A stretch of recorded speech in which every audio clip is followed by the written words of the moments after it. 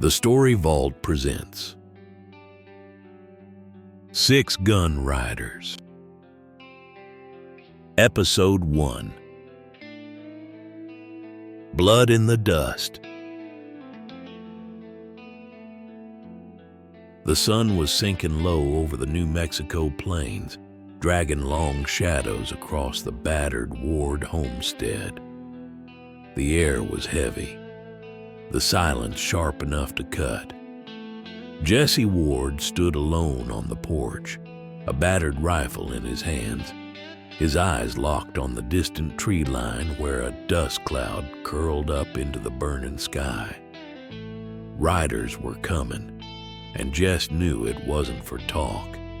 Inside, his mother moved like a ghost, nailing planks over the windows.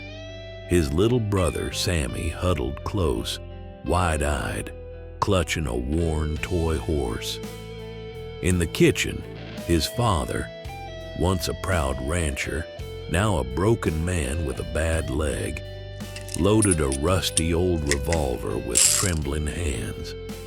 Across the yard, a few drifters had found shelter by chance. Fate, it seemed, was dealing from a bloody deck tonight. Luke McCready, a sharp-eyed rider with a calm hand, helped reinforce the barn door, quiet and steady. Whiskey Joe Harrow, dust-caked and half-drunk, leaned against a trough, grinning like a fool but flexing his fingers near the butt of his shotgun. And by the corral, a young woman swung down from a tired horse, short, slim, dark hair flowing jet black down her back. Tina Little Shot Reyes. She cradled a compact rifle like it was part of her own body, her green eyes slicing through the fading light. Strangers, all of them. But in this moment, they were about to become something more. The dust cloud drew closer. Jess tightened his grip on the rifle. Sweat rolled down his temple despite the cooling air. The last sliver of sun dropped below the hills, and with it came the first shot. A crack split the silence.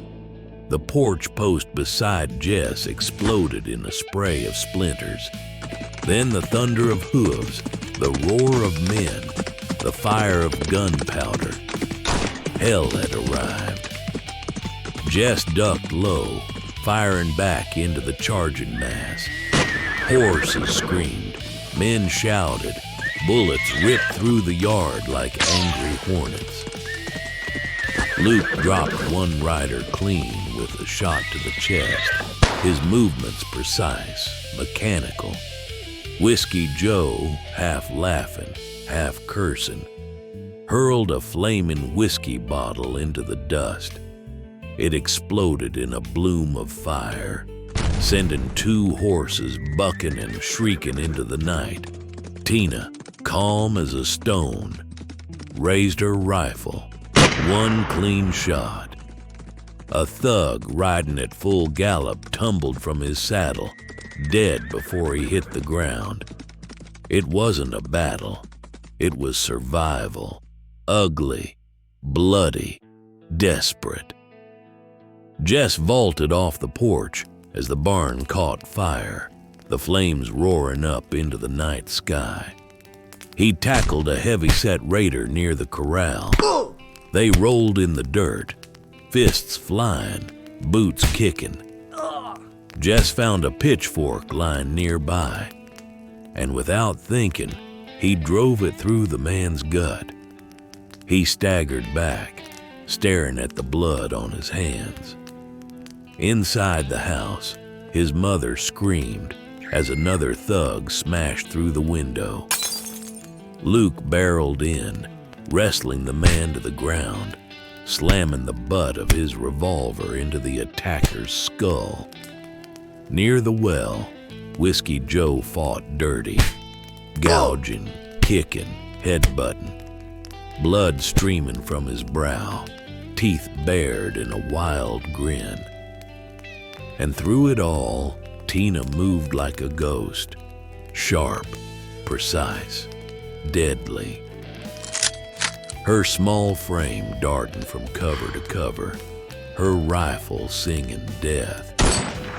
By the time the dust settled, the yard was littered with broken bodies, pools of blood soaking into the hard, thirsty earth. But there was no time to breathe. The sheriff's posse rode in under the cover of darkness, rifles aimed, badges flashing. Sheriff Reed Holloway, a heavy-set man with a thick mustache and a colder heart, surveyed the carnage, and he didn't look impressed. No questions, no sympathy. He called them murderers, declared them guilty without a trial. When Jess's injured father tried to stand, tried to plead, Deputy Clay Merritt cracked him across the face with the butt of his shotgun, sending the old man sprawling in the dirt. Something inside Jess snapped, something raw and final. Before Jess could act, Luke moved, punching the deputy square in the jaw, sending him crashing into the dust. Tina spun and fired, not to kill, but to knock the sheriff's revolver clean from his hand. Joe hoisted his shotgun up and leveled it at the other deputies, his grin gone now, replaced with cold fury. The choice was made in a breath, no words spoken.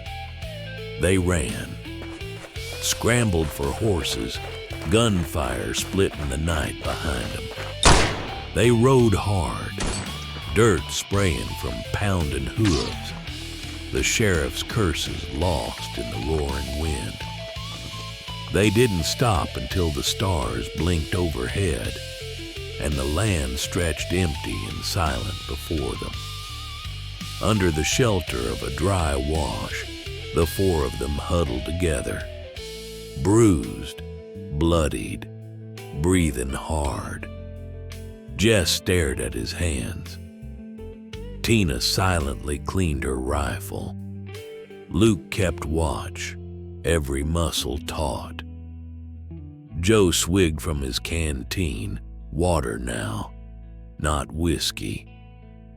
No one spoke for a long time. Finally, Jess broke the silence. "We're damned now." Tina looked up, her green eyes calm, fearless. "We were damned the moment they rode up on your land," she said quietly. Luke nodded once, slow and grim. Joe let out a bitter chuckle. Better damned together than alone. They understood each other now, in blood, in dust, in loyalty. There was no going back, no home, no safe place. Only the road, only the gun, only each other. They were riders now, outlaws. They were the 6 gun riders. As the first light of dawn broke across the jagged hills, they mounted up, battered, bloody, and proud, and rode out into the unknown. Ride or die. There was no other way.